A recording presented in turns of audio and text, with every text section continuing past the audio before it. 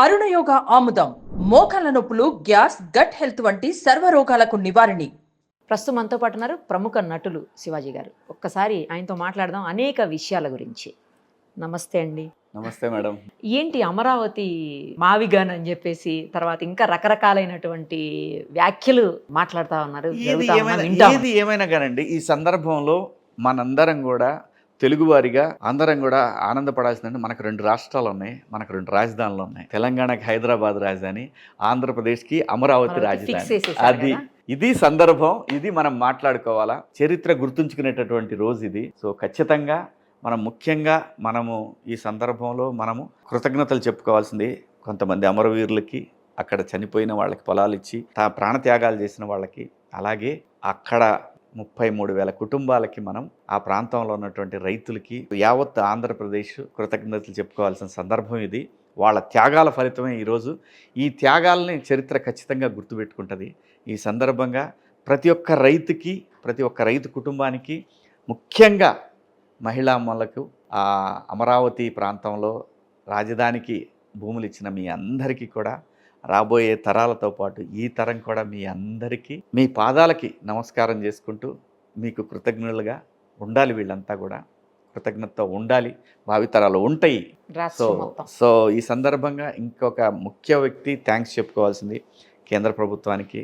నరేంద్ర మోడీ గారి సారథ్యంలో ఉన్న ప్రభుత్వం ఈరోజు ఆంధ్రప్రదేశ్కి శాశ్వత రాజధానిని, అమరావతి బిల్లుని చట్ట సవరణ చేసి అమరావతిని శాశ్వత రాజధానిగా చేసినటువంటి నరేంద్ర మోడీ గారి సారథ్యంలో నడుస్తున్న కేంద్ర ప్రభుత్వానికి, అలాగే చంద్రబాబు నాయుడు గారికి, పవన్ కళ్యాణ్ గారికి, కాంగ్రెస్ పార్టీకి, ఈ బిల్లుకి సపోర్ట్ చేసిన ప్రతి ఒక్క రాజకీయ పార్టీకి కూడా పేరు పేరున ధన్యవాదాలు. Thank you so much.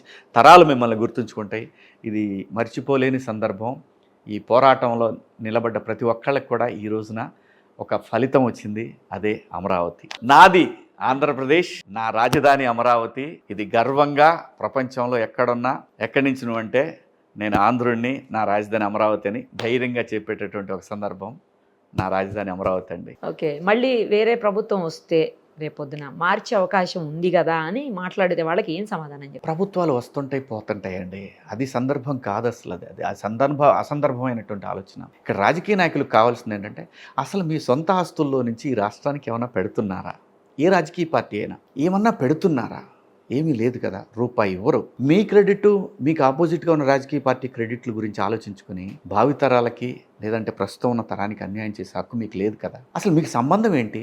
మిమ్మల్ని ప్రజలు ఎన్నుకున్నారు, మీరు పరిపాలన చేయాలి, ప్రజల అవసరాలను గమనించాలి, రాబోయే ఫ్యూచర్ జనరేషన్స్కి ఏమి ఇవ్వాలనేది ఆలోచించాలి తప్ప, నేను ఇది చేస్తే రేపు అతనికి క్రెడిట్ వస్తుందేమో. చంద్రబాబు నాయుడు గారు హైదరాబాద్కి చేసినటువంటి పరిపాలన సంస్కరణల వల్ల, హైదరాబాద్లో తనుండి పరిపాలన ఉన్నప్పుడు చేసిన సంస్కరణల వల్ల ఈ రోజున హైదరాబాద్ ప్రపంచ పటంలో నిలబడింది. దాన్ని ఎవరు తుడిపేయగలరు? ఆరోగ్యశ్రీ అంటే రాజశేఖర రెడ్డి గారు అంటారు. ఎవరు తుడిపేయగలరు? ఎవరికేంటి సంబంధం? చేసిన చంద్రబాబు నాయుడు గారిది సొంతం కాదు, ఆ పని చేసిన రాజశేఖర రెడ్డి గారిది సొంతం కాదు. ప్రజలు ఇక్కడ ఆలోచించాలి. నేను ఏ రాజకీయ పార్టీని ఏమీ అనదలుచుకోలేదు, ప్రజలు ఆలోచించాలి. ఇక్కడ రాజకీయ పార్టీలు కూడా గుర్తుంచుకోవాల్సింది ఏంటంటే, నీకు 30 మంది ఉండొచ్చు, నీకు 30 మంది ఉండొచ్చు, కానీ ఒక 40 మంది మీ ఇద్దరికి సంబంధం లేని వాళ్ళు ఇక్కడ అన్నీ గమనిస్తూ ఉంటారు. వాళ్ళకి తెలుసు ఎవరికి ఓటు వేయాలనేది. గతి తప్పినప్పుడు ఈ 40% చాలా కీలకమై ఉంటుంది. అది మర్చిపోతున్నారు రాజకీయ నాయకులు. ఖచ్చితంగా ఆంధ్రప్రదేశ్కి ఒక రాజధాని కావాలనేది యావత్ ఆంధ్రుడి లక్ష్యం. అది వాళ్ళ యొక్క ఆశ కూడా అండి. ఈ రోజున మనమందరం ఇక్కడికి వచ్చామంటే, హైదరాబాద్ వచ్చామంటే, మనకి ఇది క్యాపిటల్ కాబట్టి ఇక్కడ పని చేసుకోవడానికి వచ్చాము, ఇక్కడ నిలబడ్డాము. ఈ ప్రాంతం మనకి చాలా సపోర్ట్ చేసింది. వాళ్ళకి సపరేట్ రాష్ట్రం కావాలని కోరుకున్నా కూడా మనం కూడా జై తెలంగాణ అన్నాం, ఎందుకంటే ఇది ఈ ప్రాంతం కోరిక. కానీ నా ప్రాంతం ఒకటి ఉంది. ఇప్పుడు అమెరికాలో ఉన్న ఇండిపెండెన్స్ డే ఎందుకు చేసుకుంటారు? ఇండియన్స్ ఎందుకు చేసుకుంటారు? మన ప్రాంతం, నా గడ్డ. మరి సో అలాంటి ఒక ఫీలింగు ప్రతివాడికి ఉంటుంది. కొంతమంది బయటపడలేరు. హైదరాబాద్లో ఉన్నంత మాత్రం నేను ఆంధ్రావాడిని కాకుండా పోనుగా. నా మూలాలు అదే కదా, నా మూలాలను నేను ఎలా మర్చిపోతాను? సో ఆ ప్రాంతంలో ఒక రాజధాని ఉంటే రేపు పొద్దున రాబోయే తరాలకి, ఇప్పుడు అమరావతి అనేది చిన్న విషయం కాదండి, చాలామందికి తెలియదు. ఎంతసేపు రాజకీయ పార్టీని ఫాలో అవుతుంటారు. దరిద్రం అదే. ఇక్కడ వైసీపీ వాళ్ళు వైసీపీ పార్టీని ఫాలో అవుతుంటారు, టీడీపీ వాళ్ళు టీడీపీని ఫాలో అవుతుంటారు, లేదంటే కాంగ్రెస్ వాళ్ళు కాంగ్రెస్ వాళ్ళ పార్టీ కార్యకర్తలు. కానీ కాదు, ఇక్కడ కాదు. ఫాలో అవ్వాల్సింది ఈ అమరావతి వల్ల అసలు ఉపయోగం ఏంటని వీళ్ళు ముగ్గురు ఆలోచించాలి. ఈ అమరావతి వల్ల, ఒక కొత్త రాజధాని వల్ల ఇక్కడ కన్స్ట్రక్షన్ చేసేటప్పుడు పనులు దొరుకుతాయి, కన్స్ట్రక్షన్ అయిపోయిన తర్వాత ఇక్కడికి వచ్చే సంస్థల్లో పని దొరుకుతాయి, ఈ పని చేసుకునే వాళ్ళ కోసం చుట్టుపక్కల ఇంకా అనుబంధంగా చాలా పనులు దొరుకుతాయి. దాని మీద ఆధారపడి ఆ చుట్టుపక్కల ప్రాంతాల్లో పండే పంటలు, కూరగాయలు, రకరకాల ఇట్లా ఏర్పడింది హైదరాబాద్ నగరం. అంతే తప్ప ఏదో హైదరాబాద్ అంటే ఒక అడ్మినిస్ట్రేటివ్ ఆఫీసు, ఒక కోర్టు, ఒక సెక్రటరేట్ ఉంటే పని అవ్వదు. అక్కడ అన్నీ రావాలి, అన్నీ వస్తాయి. మొన్న ఈ మధ్య నేను అమరావతికి, దుబాయ్కి నేను ఒక మాట మాట్లాడాను. మూర్ఖులకి తెలీదు, నేను ఇప్పటికి కూడా చెప్తున్నా, ఇది చాలా సువర్ణ అవకాశం ఆంధ్రప్రదేశ్కి. ఎక్కడైనా సరే పెట్టుబడులు ఎలా వస్తాయంటే సేఫ్ ప్లేస్ చూసుకుంటారు. అన్ని రకాలుగా అలాంటి ఒక కొత్త కన్స్ట్రక్షన్ జరుగుతుంది. ఇప్పుడు దొలేరాకి అటువంటి అవకాశం ఉంది. గుజరాత్లో నిర్మించే దొలేరా సిటీకి ఒక మంచి అవకాశం ఉంది. అలాంటి అవకాశం మనకు కూడా ఉంటుంది. ఎందుకంటే ఒక మంచి నాయకుడు ఉన్నాడు ఇక్కడ మంచి విజనరీ నాయకుడు ఉన్నాడు ఇక్కడ. ఖచ్చితంగా ఇక్కడ కంపెనీలు వస్తాయి. మనకి వాళ్ళకి 2000 కిలోమీటర్ల దూరం అంతే. దుబాయ్కి మనకి 2000 కిలోమీటర్స్ దూరం అండి, 2500. అమరావతికి ఎంత పొటెన్షియల్ ఉందంటే అండి, నెక్స్ట్ 10 ఇయర్స్లో మనందరం చూస్తాం. నెక్స్ట్ 10 ఇయర్స్లో నేను ఈ హైదరాబాద్ నగరం వచ్చినప్పుడు నా కళ్ళ ముందు ఎదిగిన నగరం ఇది. అసలు ఫిలిం నగర్లో ఇప్పుడున్న ఈ ఇల్లు కూడా లేదు. ఓన్లీ అక్కడ అదొక్కటే ఏసీఎస్ ఒకటి ఉండేదండి. ఒకటే 20 ఫీట్ రోడ్డు ఉండేది. మోహన్ బాబు గారి ఇంటి ముందు నుంచి 20 ఫీట్ రోడ్డు ఉండేది. కొన్ని ఇళ్ళు మాత్రమే ఉండేవి. ఇది హైదరాబాద్ నగరం, ఫిలిం నగరం ఎస్పెషల్లీ. అసలు మీకు జూబ్లీ హిల్స్ అయితే అసలు లేదు, చెక్ పోస్ట్ వరకే. ఏ ఇయర్ అండి? 95. సో రేపు 10 సంవత్సరాల తర్వాత అమరావతిని ఎవరు ఊహించలేరు. మీకు సైన్స్ కానివ్వండి, ఎడ్యుకేషన్ పరంగా కానివ్వండి, మెడికల్ వైద్య పరంగా కానివ్వండి, చాలా గొప్ప విషయాలు జరగబోతా ఉన్నాయి అక్కడ. టెక్నాలజీ కానివ్వండి, వీటన్నిటి కింద ఒక ప్లాన్డ్ సిటీ. ఇప్పుడు మీకు రేపు పొద్దున సింగపూర్ కన్సార్టియం కూడా ఖచ్చితంగా వాళ్ళు కూడా ఇక్కడ డెవలప్మెంట్లో పార్టిసిపేట్ చేస్తారు. ఇలా చాలా వస్తాయండి, చాలా కంపెనీలు వస్తాయండి, చాలా డెవలప్మెంట్ జరుగుతుంది. ఇంకా మిగతా రాజకీయ పార్టీల వాదనని మనం అంత పెద్ద సీరియస్గా తీసుకోవాల్సిన అవసరం లేదు. మనకంటే ప్రజలు తెలివైన వాళ్ళు. మన ఇష్టం వచ్చినట్టు ఎలా పడితే అలాగా చేసేద్దాము, ఏది పడితే చేసినా కూడా మనకంటూ ఒక సైన్యం ఉంది, ఇవన్నీ భ్రమలండి. దీనివల్ల ఏ పార్టీ ఊహించుకున్నా ఏమీ జరగదు. ఇక్కడ ఉన్న ప్రజలకి, వాళ్ళ అవసరాలకి, వాళ్ళ కోరికలకి అనుగుణంగానే పరిపాలన జరుగుతుందే తప్ప, ఒకవేళ గాడి తప్పినా అధికారంలో ఉన్న వాళ్ళు తప్పిస్తారే తప్ప వాళ్ళకు అనుకూలంగా కాకుండా వ్యతిరేకంగా చేద్దామంటే ఎప్పటికీ నడవదండి. ఇక్కడ గుర్తించాల్సింది ఏంటంటే, రాజకీయ పార్టీ అధ్యక్షులు ఎవరైతే ఉంటారో, మీరు ₹1 మీ కుటుంబ ఆస్తుల్లోంచి ఈ ప్రాంతాలకు పెట్టట్లేదు. మీరు ప్రజల కోరికల ఆలోచనలో తీసుకోవాల్సిందే కానీ మీ ఇష్టాలకి ఇక్కడ తావు లేదు. ప్రజలకి ఏం కావాలి అది ఆలోచించి దానికి అనుగుణంగా ప్రభుత్వాలు నడుచుకుంటే నెక్స్ట్ 5 ఇయర్స్ కూడా నిలబడతారు తప్ప, నేను ఇలా అనుకుంటున్నాను, నేను ఇదే అని అనుకుంటే మిమ్మల్ని తీసుకెళ్ళి మీ ఇంట్లోనే కూర్చోబెడతారు తప్ప మీకు ఎటువంటి అవకాశం ఉండదు. అది ఎవరన్నా, ఏ రాజకీయ పార్టీ అయినా సరే. ప్రజలకు అనుగుణంగా కాకుండా వ్యతిరేకంగా గాడి తప్పుతుంది అంటే మాత్రం ఇంట్లో ఉండాల్సిందే. ఈ అమరావతి విషయంలో మాత్రం ఖచ్చితంగా రానున్న 10 ఇయర్స్ చాలా క్రూషియల్. ఇప్పుడు అమరావతి అనౌన్స్ చేయగానే కొంతమంది మన సీనియర్ జర్నలిస్టులు, మహిళలు ఉన్నారు, పురుషులు ఉన్నారు, వాళ్ళల్లో కొంతమంది ఈ అమరావతికి మొదటి నుంచి వ్యతిరేకమే, బాబు గారి విజన్కి వ్యతిరేకమే.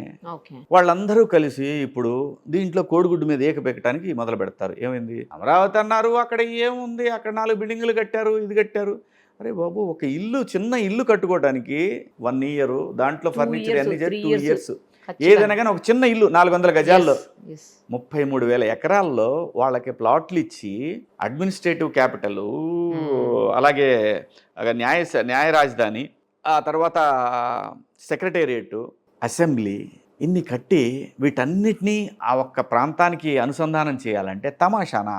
అయిపోద్దా 2 ఏళ్లలో, 3 ఏళ్లలో, 4 ఏళ్లలో, 5 ఏళ్లలో? తమాషానా? కొత్త రోడ్లు, అది మొత్తం కలుపుకుంటే 1000 కిలోమీటర్లు అవుద్దు, 100 కిలోమీటర్లు కూడా కాదు, వేలల్లోకి వెళ్ళుద్ది, 1000-2000 కిలోమీటర్లు అలా వెళ్ళుద్ది మొత్తం అన్ని రోడ్లు లెక్కలేస్తే. దీనికి చేయటానికి మీకు ఊరికినే 1 ఇయర్లో అన్నాడు కదా, ఏమైంది, అవ్వకపోతే ఏమైంది? అవుతుందండి, అవ్వకుండా ఎలా ఉంటుంది? ఇప్పుడు అక్కడ 5 సంవత్సరాలు అలా దాన్ని ఒక శ్మశానంలాగా వదిలేశారు, శ్మశానంలాగా క్రియేట్ చేయడానికి అలా వదిలేశారు. దాన్ని మళ్ళీ బాగు చేసి అక్కడి నుంచి మొత్తం మళ్ళీ ఆ వాటర్ని దాంట్లో నుంచి బయటికి డంప్ చేసి, వాటర్ అండి దాంట్లో. ఇప్పుడు ఐకానిక్ టవర్స్ మొత్తం కూడా వాటరే కదా, అవి తీయడానికి 1 మంత్ 2 మంత్స్ పట్టింది ఆ వాటర్ని. ఇప్పుడు మనకి ఊరికే ఏదో చూడటానికి వీడియోల్లో అలా కనపడుతుంది, కానీ పోతే 30-40 అడుగులు లోతు ఉంటుందండి వాటి పిల్లర్స్ వేయటానికి. ఏదో ఎవడికి ఇష్టం వచ్చినట్లు వాడు మాట్లాడేసుకోవటం. నీకు చంద్రబాబుకి అక్కడ ఇల్లు లేదు, ఎన్ని ఇల్లు ఉంటాయండి? మోడీ గారికి ఇల్లు ఉందా? ఆయన అక్కడే ఉంటున్నాడు, ఢిల్లీలో ఆయన ఉన్నాడు కాబట్టి ఆయన అక్కడే ఉంటాడు. ఎవరికి ఇల్లు ఉండవు, ఉన్న ప్లేసుల్లో ఇల్లు ఉండాలంటే కష్టం, అందరికీ సాధ్యం కాదు కదా. ఓకే, కట్టుకుంటారు.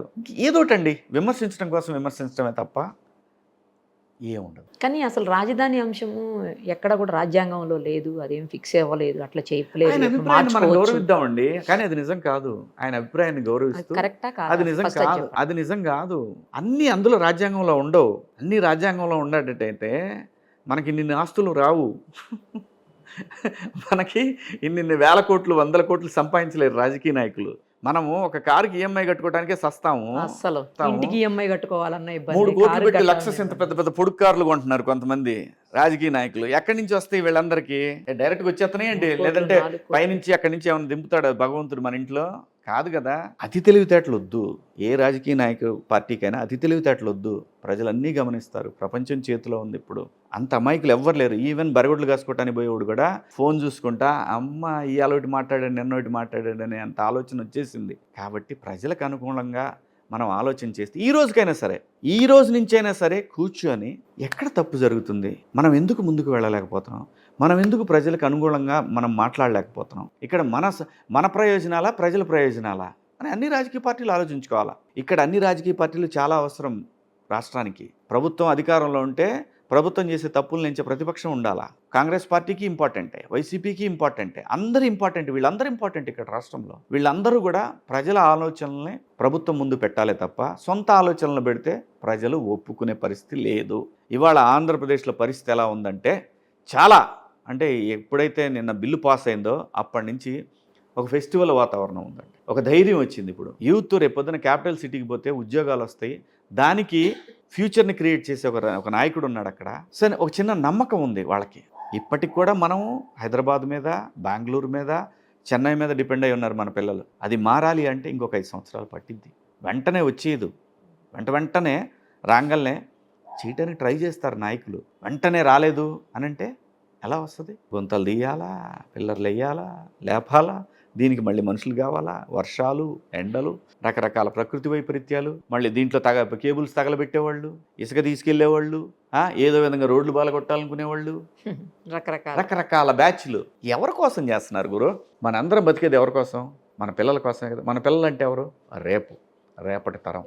ఆ తరం కోసమే కదా పనిచేయాల్సింది. మీరంతా ఏం చేసుకుంటారు? ఇప్పుడు వీళ్ళందరూ చాలామంది సంపాదిస్తూ ఉంటారండి. రాజకీయ నాయకులు చాలామంది విపరీతంగా సంపాదించాలనే ఆశలో కసిలో ఉంటారు. ఒక్కడ కూడా సొంతంగా పెట్టుకోడు, వాటిని బినామీల పేరు మీద పెట్టడమే. లీగల్గా ఉన్నాయి మాత్రం కొన్నే ఉంటాయి అడిగి, మిగతా అన్ని ఎవడో ఒకటి నమ్మి పెట్టాలా. ఉండదుగాక ఉండదు. రోగాలు, మాయ రోగాలు, లేదంటే పిల్లలు సరిగ్గా పుట్టకపోవటము, పుట్టిన పిల్లలకి జ్ఞానం లేకుండా వాళ్ళ బ్యాడ్ నేమ్ రావటము, వాళ్ళు డ్రగ్స్కి అలవాటు పట్టడము. ప్రకృతి ఏది ఫ్రీగా ఇచ్చేదండి మనకి. మన కష్టము, మన నిజాయితీని బట్టే ముందుకు నడుస్తూ ఉంటాం. ఇదే నడుపుద్ది ప్రకృతి. ఊరికే వీళ్ళు భ్రమలో అబ్బా అక్కడ ఇసుక తీసిపోతున్నాడు, ఒక నెల నువ్వు ఇసుక దోలుకో నాకు ఇన్ని లక్షలు అని ఒక ఎమ్మెల్యే అడుగుతాడు. లేదు ఇక్కడ కంకర దోలుకో నాకు ఇన్ని లక్షలు అని అడుగుతాడు. ఒక్కసారి ఆలోచించాలి, దేనికి నీకు? నిన్ను ఎవడ అడిగాడు డబ్బులు ఖర్చు పెట్టి గెలవమని? ఆ పాపాన్ని ఎందుకు మూట కట్టుకుంటావు? డబ్బులు ఖర్చు పెట్టకపోతే జనం ఓట్లేసే పరిస్థితి లేదు అనేది వాళ్ళ పాయింట్. లేదు అని అన్నప్పుడు ఒక లిమిట్ పెట్టుకోవాలి కదా, ఒక లిమిట్ ఉంటుంది కదా. ఇది కూడా తప్పే, లిమిట్ అనే పదం వాడటం కూడా తప్పే. ఏంటిది? దీనికి చర్మగీతం పడే పరిస్థితి లేదా? మీరు ఇవ్వకుండా ఉంటే వాళ్ళు చేయరు కదా, వాళ్ళు అడగరు కదా మిమ్మల్ని. వాళ్ళ వెర్షన్ ఏంటి? వాళ్ళు తీసుకోకుండా వాళ్ళు అడగకుండా ఉంటే మేము ఎందుకు ఇస్తామనేది వాళ్ళ వెర్షన్. అసలు మీరు ఇవ్వకండి, అందరూ ఇవ్వకండి, ఎవరు ఇవ్వకుండా నిలబడండి. మీరు అది మోసం లేకుండా ఖచ్చితంగా మంచి ప్రభుత్వాన్ని ఎంచుకుంటారు ప్రజలు. వందల కోట్లు ఏడబెట్టుకుంటారు బాబా. ఎక్కడ పెట్టుకుంటారు? బినామీల పేరును పెట్టాలా? లేదంటే ఎక్కడన్నా? ఇప్పుడు నిన్న తీసిపోయి చాలామంది దుబాయ్లో పెట్టారు. ఏమైంది? కరెక్ట్ ఉండదు. నేను అందరికీ చెప్తున్నా ఈ మాట. అన్యాయంగా సంపాదించింది ఉండదు. నువ్వు ఎన్ని మ్యానిపులేషన్లు చేసి ఎంతమందిని జైళ్ళకి తీసిపోయి ఎంతమందిని పోలీస్ స్టేషన్లో కూర్చోబెట్టి నువ్వు ఎంత అక్రమంగా సంపాదించినా ఉండదు. ఏం కష్టాలు ఇస్తాడు తెలుసు? నేను చాలామందిని చూశాను కదా, విపరీతంగా సంపాదించేసి జనం నోళ్ళు కొట్టి జనానికి ఇచ్చేసిన పిల్లలు సరిగ్గా ఉండరు. మగపిల్లలు ఉన్న ఆడపిల్లలు ఉన్న వాళ్ళకి ఏదోటి ఇబ్బంది పెడతాడు, లేదా ఏదో రోగాలు పెడతాడు, ఏదో ప్రాబ్లం క్రియేట్ చేస్తాడు. నేచర్ అండి చాలా గొప్పది. ఈజీగా మనల్ని ఏం చూడట్లేదు. మనం చాలా జాగ్రత్తగా సంపాదించేస్తున్నాం అని కళ్ళగా అంటున్నారు అందరూ. ఇది నిజం కాదు. నిజం ఏంటంటే నిజాయితీగా 10 కోట్లు పెట్టావా? మొన్న ఎలక్షన్లో మాత్రం నేను చెబుతున్నా కదండి, ఏ రాజకీయ పార్టీ కానీ పెద్ద పొడి చేసి ఖర్చు పెట్టింది ఏం లేదు. మొన్న ఓకే ఏం లేదు, అన్ని అబద్ధాలు. నాకు తెలుసు కదా, కొన్ని ఒక 15-20 20% పెట్టుంటారు, కొద్దిగా ఎక్కువ. మిగతా వాళ్ళంతా చాలా సింపుల్గానే వెళ్ళిపోయారు బయటికి. కానీ ఇది అన్యాయం, అదొక అన్యాయం జరుగుతుంది అన్ని రాజకీయ పార్టీ. నేను ఏ పార్టీని వీళ్ళు మంచోళ్ళు వీళ్ళు చెడ్డోళ్ళు నేను చెప్పట్లేదండి. నేను ఎందుకు ఈ మాట ఇప్పుడు చెప్పాల్సి వస్తుందంటే, మీ పాపాన్ని పిల్లలకు అంటకట్టకండి. మనం చేసిన పాపమో పుణ్యం మన పిల్లలకు వస్తే గ్యారంటీ, ఇది ఖచ్చితంగా వస్తుంది, ఇది గ్యారంటీ. కర్మ ఇచ్చోటే ఈనాటి కర్మ మరునాడే అనుభవించి తీరాలంటే ఇదే ఈ సృష్టి నియమం. ఎందుకంటే అండి, ఒక 50 ఏళ్ల క్రితం ఉన్నవాళ్ళు 50 ఏళ్ల క్రితం మనం పుట్టినప్పుడు అప్పుడు ఉన్నవాళ్ళు ఇప్పుడు లేరు, వాళ్ళందరూ వెళ్ళిపోయారు, ఎవరు లేరు, కొత్త తరాలు వచ్చినాయి. దేనికోసం ఇంత కసి ఏంటి? డబ్బు సంపాదనలు పట్టుకుపోయేది కూడా ఏమి అసలు ఎంత కసి ఏంటి? ఏడ పెడతావు? పెడితే తీసుకుపోయి ఎక్కడో చోట స్టాక్స్లోనో, లేదంటే ఇలా దుబాయ్ లాంటి దాంట్లోనో, లేదంటే బినామీల పేరు మీద పెడతావు. చాలా మంది అలా బినామీలు మోసం చేసినవి కూడా వింటున్నాం. ఎందుకు చేయరండి? నీది కాదు కదా, నీదా ఏంది? అడగడానికి ఉండదు, గట్టిగా మాట్లాడటానికి ఉండదు. ఎందుకు మనకి ఈ బాధ, దరిద్రం? ఒకవేళ సంపాదించిన తిరిగి జనానికి ఇచ్చేసేయి, దయచేసి ఇచ్చేసేయి. ఆ పాపం పిల్లలకు అంటుకోకుండా ఉంటుంది. సూపర్, చాలా బాగా చెప్పారు. అసలు ఈ విషయం అయితే మాత్రం నాకు బాగా నచ్చింది. కరెక్ట్ చెప్పారు. ఎవరికైనా మీకు, నాకు, వాళ్ళకి, అందరికీ రాజకీయ నాయకులకి, ఎస్పెషల్లీ రాజకీయ నాయకులకి ఉండదు. నిలవదుగాక నిలవదు, ఏదో రూపంలో అది కొడుతుంది మనల్ని. వాళ్ళకి ఆ పాపం అంటగట్టద్దు పిల్లలకి, తరాలకి. రాజకీయ నాయకులు సొంతంగా చేసే సొంత ఆస్తులకి, సొంత కుటుంబాలకే కాకుండా రాబోయే తరాలకి, సమాజానికి కూడా చుట్టుకుంటుంది. నేను చెప్పేది ఏంటంటే, ఆంధ్రప్రదేశ్లో నాయకులందరికీ కూడా, అది అధికార పార్టీ ఎమ్మెల్యేలు కానివ్వండి, ప్రతిపక్ష పార్టీ, నాయకుడికి సహకరించండి, నాయకుడికి బ్యాడ్ నేమ్ తీసుకురాకండి. ఎందుకంటే కూడా మీకు మంచి పేరే కదా. ఒక విజన్ తోటి వెళ్తున్నాడు ఆయన, చంద్రబాబు నాయుడు గారు. ఆ విజన్ ఫుల్ఫిల్ అవ్వాలంటే మీ టెన్షన్స్ మళ్ళీ ఆయనకు అంటగట్టకండి. ఎందుకంటే ఒక పడిపోయిన రాష్ట్రం, కంప్లీట్గా పడిపోయిన రాష్ట్రం, ఈ రాష్ట్రాన్ని నిలబెట్టాలంటే మనందరం సహకరించాలి. ప్రజలతో పాటు ఎమ్మెల్యేలు, మినిస్టర్లు, ప్రతి ఒక్కళ్ళు సహకరించాలి. మీ స్వార్థ ప్రయోజనాల కోసం రాష్ట్రాన్ని, నాయకుడిని బలి చేయబోకండి అని నేను అందరికీ చెప్తున్నాను. నాకేం మొహమాటం లేదండి, నాకేం భయం, నేనేం ఆశించట్లేదు మీ దగ్గర నుంచి. నేను పదవులు కూడా ఆశించట్లేదు. నేను ప్రదే అడగబోతున్నా. ఇన్ని మంచి విషయాలు మాట్లాడతారు, రాజకీయాల మీద ఇంత మంచి అవగాహన ఉంది, పట్టు ఉంది, రాష్ట్రం మీద, అన్నింటి మీద, ఎందుకు ప్రత్యక్ష రాజకీయాల్లోకి రారు మీరు అంటే వాళ్ళు? ఏమండి వచ్చిన అదే చెప్తున్నా కదా, ఇప్పుడు ఈ దగ్గర డబ్బులు లేవంటే వచ్చే పరిస్థితి లేదేమో అనిపిస్తుంది నాకు జనానికి. సో ఎందుకు, నాకంటూ ఒక అవకాశం ఇచ్చాడు భగవంతుడు సినిమాలు చేయమని. నా స్ట్రెంత్ ఇదేనేమో, అందుకని నేను ఇక్కడే ఉన్నానండి. అంటే మీలాంటి విజన్ ఉన్న వాళ్ళు, మీలాంటి థాట్స్ ఉన్న వాళ్ళు వస్తే వేరే రకంగా ఉంటుంది కదా అని నా ఉద్దేశం. నేచర్కి అన్నీ తెలుసు కదా, మనం ఎందుకు కంగారు పట్టం? వచ్చే ఎన్నికల్లో ఏమన్నా ట్రై చేయొచ్చు కదా. తెలియదండి, నాకు తెలియదండి. చాలా మంది మీలాంటి వాళ్ళు అంటారు, నియోజకవర్గాలు పెరుగుతున్నాయి కదా, మీరు ట్రై చేయొచ్చు కదా. చాలా పెరుగుతున్నాయి. చాలా మందికి చాలా కోరికలు ఉంటాయి, చాలా రకరకాలుగా చేయాలి. అందరికీ రావు. ఎవరికి రావాలో, ఎంతవరకు రావాలో అంతవరకే వస్తాయి.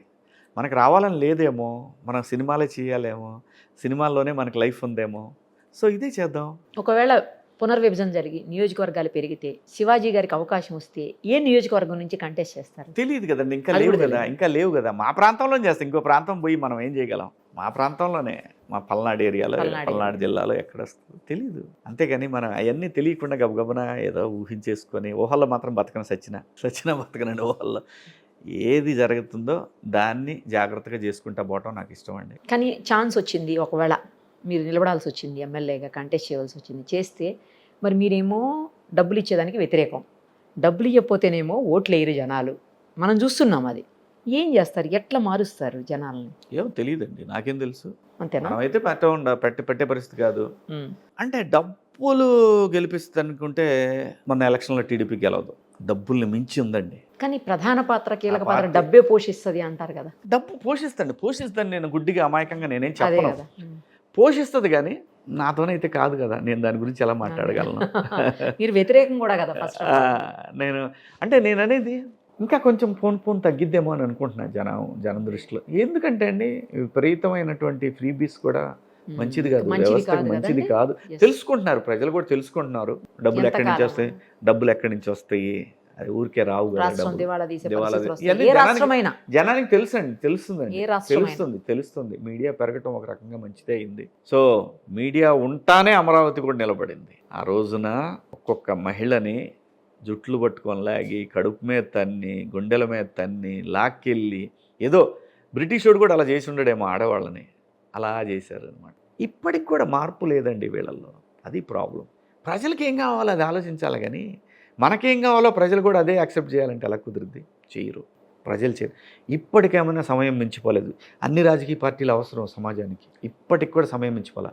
కూర్చొని what is wrong, what is right, ఎందుకు ఇలా జరుగుతుంది, మనం ఎందుకు ప్రజల ఆలోచనలకు అనుకూలంగా వెళ్ళలేము అంటే అప్పుడు ప్రభుత్వం కూడా అలర్ట్గా ఉండి జాగ్రత్త పనిచేస్తారు కదా, మీ బాధ్యత అది గుర్తిస్తారు కదా ప్రజలు. ఇదే ఎందుకు ఆలోచించరు? పర్సనల్ ఎజెండాలంటే సినిమా మీకు రాజకీయాలకి పర్సనల్ ఎజెండాలు పనికిరావండి, ఎట్టి పరిస్థితుల్లో పనికిరావు. రామారావు గారికి ఊరికే బ్రహ్మరథం పట్టారండి. అసలు కుటుంబాన్ని దూరంగా పెట్టి రాజకీయాలకి సంపాదన ఏమి లేకుండా తనకి ఇంత ఇచ్చినటువంటి రాష్ట్రానికి నేను ఏదో చేయాలని చెప్పి తెలుగు జాతి ఖ్యాతిని విశ్వాంతరాలలోకి వ్యాపింపజేసినటువంటి ఒక మహానుభావుడు. అలాగే మరి ఇలాంటి ఒక హైదరాబాద్ లాంటి ఒక మహానగరానికి ప్రపంచ స్థాయిలో తీసుకొచ్చినటువంటి చంద్రబాబు నాయుడు గారు కానివ్వండి, వీళ్ళందరూ ఎందుకు రాజీవ్ గాంధీ గారు ఆ రోజున ప్రపంచవ్యాప్తంగా కమ్యూనికేషన్ అనేది విశృంఖలంగా విస్తరిస్తున్న టైంలో దాన్ని అందిపుచ్చుకొని ఆయన కూడా ఆ రోజుల్లో అండి గట్టిగా పట్టుకున్నాడు రాజీవ్ గాంధీ గారు, నాకు బాగా గుర్తుంది. ఓకే. అలాగనే మనకి దేశవ్యాప్తంగా కూడా బెంగళూరు కానీ ఇవన్నీ కూడా ఊరికే డెవలప్ అవ్వలేదండి, ఉంది. రాజకీయ నాయకులు చాలామంది పనిచేస్తేనేనండి ఇంతవరకు వచ్చాం మనందరం, ఏ ఒక్కళ్ళు చేస్తే రాలేదండి ఇంత దూరం. నేషనల్ లెవెల్లో మీకు ఇష్టమైన లీడర్ ఎవరు? లాస్ట్ టైం అడుగుదాం అనుకునే క్వశ్చన్ అవలా. నిజంగా దేశానికి లీడర్ చాలా అవసరం అండి. ఏ దేశం అయినా సరే ముందుకు నడవాలంటే లీడర్ చాలా అవసరం. నాకు ఆంధ్రప్రదేశ్కి మాటిచ్చి తప్పారనే కోపం తప్ప, కానీ గడిచిన ఫస్ట్ టర్మ్ కంటే కూడా లాస్ట్ టర్మ్ ఈ టర్ము మోడీ గారు భారతదేశం సరే అది రకరకాలుగా మాట్లాడుకున్నా కూడా, ఎవరు ఏం మాట్లాడుకున్నా కూడా, పబ్లిసిటీ అది ఇదని మాట్లాడుకున్నా కూడా దేశం యొక్క బ్రాండ్ని గట్టిగా సుస్థిరం చేయగలిగాడు ప్రపంచ పటంలో. ఇది మాత్రం నిజం, ఇది అంగీకరించాల్సిందే. సో కొంచెం గుజరాతీ లెక్కలు ఉన్నా కూడా అది ఉపయోగపడిందే తప్ప నాశనం అయితే అవ్వలేదు, దేశం నాశనం అయితే అవ్వలేదు. నాకు నా రాష్ట్రానికి అన్యాయం చేశారనే కోపం మాత్రం నాకు గట్టిగా ఉండేది, కానీ అంతకుమించి నాకేముంటుంది, నేను ఎవరు మరి పోయిందంటే మరి నేను అమరావతి దెబ్బకి నాకు ఓకే, మనకేం లేదు, వాళ్ళ మీద ఎటువంటి కోపాలు లేవు మనకి. సో రాష్ట్రానికి ఏం కావాలంటే దొరుకుతూ ఉంది.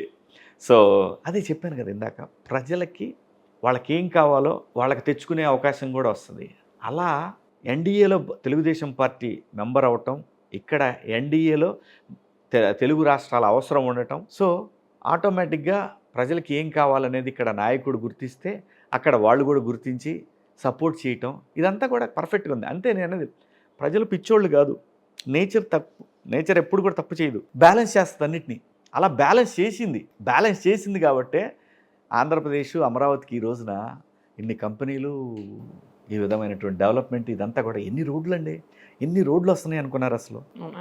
అబ్బో ఎన్ని రోడ్లు, ఎన్ని నేషనల్ హైవేలు వస్తున్నాయి, ఎన్ని ప్రాజెక్ట్స్. పోలవరం ఇప్పుడు కంప్లీట్ అయ్యి, అంటే నిజాయితీగా అయిపోతుందా? త్వరలో అయిపోద్ది, ఖచ్చితంగా అయిపోద్దండి.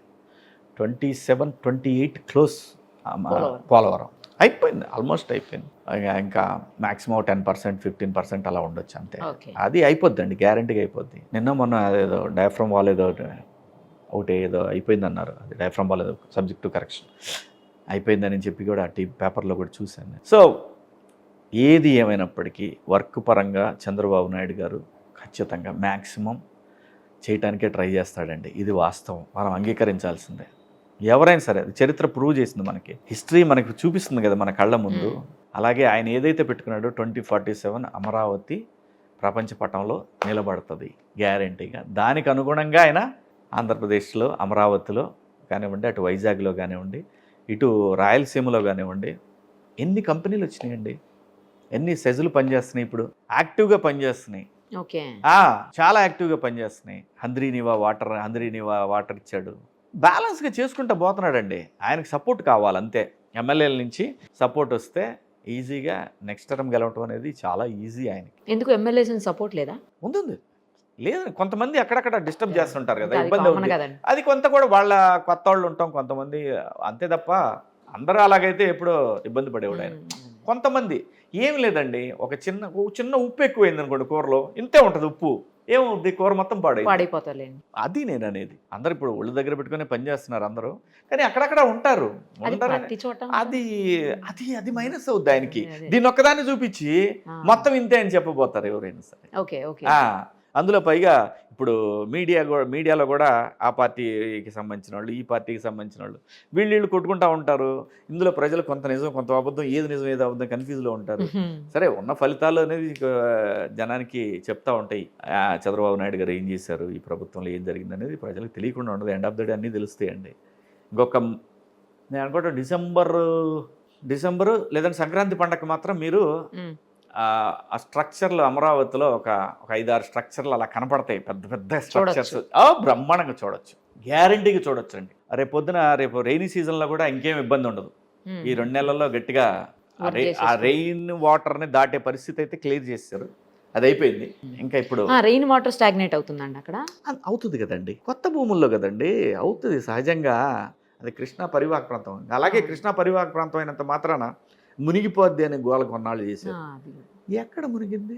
హైదరాబాద్ మునిగింది, చెన్నై మునిగింది, బెంగళూరు మునిగింది, అమరావతి మునగల. ఆ గుంతలు తీసిన నీళ్ళు వాటిలో నీళ్లు ఉన్నాయి అంతే తప్ప అమరావతి మునగలేదండి. అంత పెద్ద వర్షాలకు కూడా, అంత పెద్ద వరదలకు కూడా మునగలేదండి. కేవలం ప్రచారం, దుష్ప్రచారం.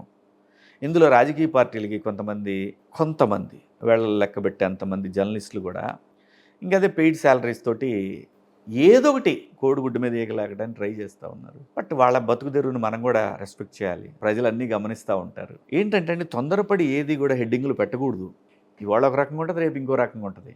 రేపు అదే నిన్ను నమ్మరు. నువ్వు నిన్న ఒక రకంగా మాట్లాడు, ఇవాళ ఒక రకంగా మాట్లాడు, రేపు ఒక రకంగా మాట్లాడు. ఎస్, నేను ఎప్పుడైతే ప్రత్యేక హోదా ఇవ్వలేదో, ప్రత్యేక హోదా ఉద్యమంలోకి చంద్రబాబు నాయుడు గారు రాలేదో నేను విమర్శించా. నా ప్రయోజనం ఏంటి? నా రాష్ట్రానికి న్యాయం జరగాలనేది. ఆ ప్రయోజనంలో ఖచ్చితంగా విమర్శలు చేస్తాం.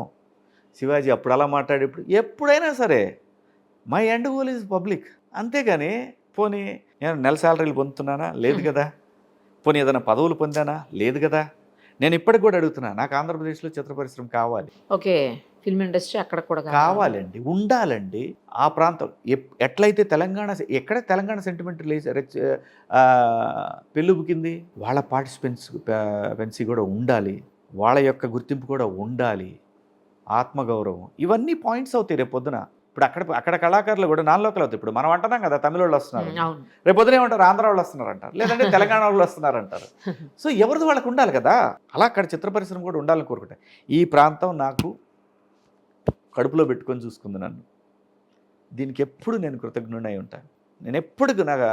నేను తెలంగాణ ప్రాంతానికి నేను ఎప్పుడు కూడా సాష్టాంగ నమస్కారం చేస్తాను. కానీ నా ప్రాంతంలో కూడా పరిశ్రమ ఉండాలి, అది నా కోరిక. ఎక్కడన్నా కూడా నేను ఆంధ్ర వాడినే కదా, నా ఐడెంటిటీని నేను వదులుకోలేను కదా. వదులుకున్న పోదు కదా. పోతే ఏమంటారు, తల్లి కడుపు మీద తన్నాడు వీడు అని మాట్లాడతారు. నాకు వద్దు, ఆ బ్యాడ్ నేమ్ నాకు వద్దు. నా ప్రాంతంలో కూడా ఫిల్మ్ ఇండస్ట్రీ ఉండాలా, దానికోసం పోరాడతాను. నేను దానికోసం చాలాసార్లు అడిగాను. నేను పదవులు అడగల. నేను లోకేష్ గారినైనా, తెలుగుదేశం పార్టీని, అధికార పార్టీనైనా సరే నేను ఏమడిగాను, ఆంధ్రప్రదేశ్లో చిత్ర పరిశ్రమ కావాలి. ఆ ప్రాంతంలో చాలామంది కళాకారులు ఉంటారు, వాళ్ళకి ఉపయోగం ఉండాలి. వాళ్ళు ఇంకో చోటకు వచ్చారంటే వాళ్ళు లక్షలు పెట్టుకొని ఇక్కడికి వచ్చి ఉండలేరు. ఇవాళ హైదరాబాద్లో బతకాలంటే సామాన్యమైన విషయం అండి. అక్కడి నుంచి వచ్చి రూములు తీసుకొని అవకాశాల కోసం వెయిట్ చేసి, ఇది రేపొద్దున ఇప్పుడు అక్కడ అన్ని రంగాలకి ప్రయోజనాలు చూపిస్తున్నారు. పరిశ్రమ కూడా ఉండాలి అనేది నాకు బలమైన కోరిక అండి. సో దానికోసమే నేను అడుగుతున్నాను తప్ప నేనే పదవులు అడగలేదు, అడగబోను అంటే రేపొద్దు మళ్ళీ అడిగితే లేనిపోయి తలకాయ నొప్పి అన్నీ మాట్లాడకూడదు. ఒకసారి స్టేట్మెంట్ ఇవ్వకూడదు. అందుకే క్లారిటీ ఎలాంటిది అడుగుతానంటేనండి, నేను దానికి ఉపయోగపడగలనంటేనే అడుగుతాను తప్ప, దానివల్ల నేను ఏమైనా చేయగలను అని అనుకుంటే తప్ప ఊరికే సొల్లు మాటలు చెప్పి నేను అడగబోను, అది కూడా కరెక్ట్ కాదు. కానీ నాకే స్వార్థం లేదు. ఉన్నట్టయితే ఈ పాటికి నేను బీజేపీలోనే ఉండేవాడిని. బీజేపీలో నా స్థాయిలో ఉండేది మీ అందరూ తెలుసు. లేదంటే టీడీపీకి పోయి ఏ విధంగా అయినా సరే నేను నిలబడతానని చెప్పి గట్టిగా పట్టుబట్టేవాడిని. ఏదో విధంగా ఖర్చు పెట్టి గెలిచేవాడిని. అలా లేదు కదా. నాకు అలాంటి ఆలోచన నాకు బంగారంలాగా నన్ను ఆర్టిస్ట్గా గుర్తించింది తెలుగు సమాజం. నేను మంచి ఆర్టిస్ట్గా నాకు మొన్నే గద్దర్ అవార్డు వచ్చింది. తెలంగాణ ప్రభుత్వం నాకు గద్దర్ అవార్డు కూడా ఇచ్చింది. ఫస్ట్ మీకు కంగ్రాచులేషన్స్, మర్చిపోయినా. సో ఇన్ని నాకు నటుడిగా నాకు ఇంత అవకాశం ఇచ్చినప్పుడు నేను ఇంకో దానికోసం ఎందుకు పోకలాడాలి? సమాజం గురించి మాట్లాడటం నా బాధ్యత, నేను మాట్లాడతా, ఖచ్చితంగా మాట్లాడతాను.